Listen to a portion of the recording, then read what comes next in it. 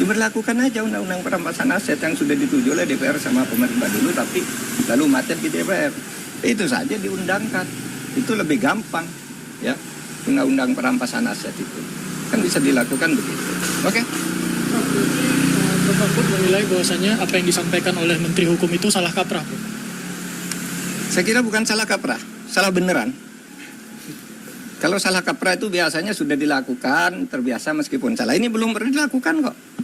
Mana ada korupsi diselesaikan secara damai? Itu korupsi baru, namanya kolusi.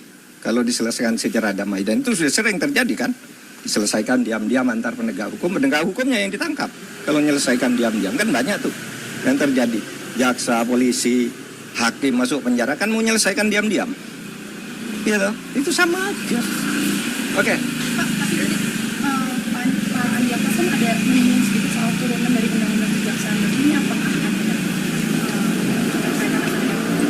Ya itu yang saya katakan tadi itu, menyebut undang-undang kejaksaan itu salah. Undang-undang kejaksaan itu mengatur tentang itu di dalam pasal 35 yang menyatakan bahwa dalam hal-hal tertentu Jaksa Agung boleh menerapkan denda damai di mana sebuah kasus itu tidak diadili asal ada perdamaian tentang jumlah yang dibayar.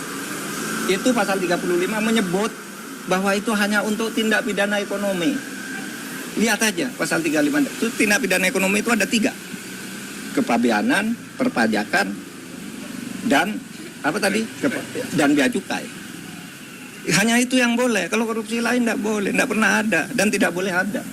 Tapi terserah aja, nanti lihat aja akibatnya akan lari semua orang koruptor diam-diam, kalau mau ketahuan baru ngelapor, minta damai, dan kita tidak tahu siapa yang mendamaikan. Kan gitu. Oke? Uang itu sudah diberikan kepada Kejaksaan Agung, karena Jaksa Agung sekarang salah satu kewenangannya adalah melakukan denda damai. Itu sudah ada uangnya. Cuman sampai hari ini mungkin Kejaksaan belum melakukan itu. Padahal itu kewenangan baru yang kita berikan kepada Kejaksaan. Karena yang paling penting sekali lagi bagi pemerintah dan untuk rakyat Indonesia adalah bagaimana aset recovery itu bisa jalan. Kemudian kalau aset recovery-nya bisa baik, ya kan, pengembalian kerugian negara itu bisa lebih maksimal, itu jauh lebih baik dibandingkan sekedar hanya menghukum. Download Tribun X sekarang, menghadirkan lokal menjadi Indonesia.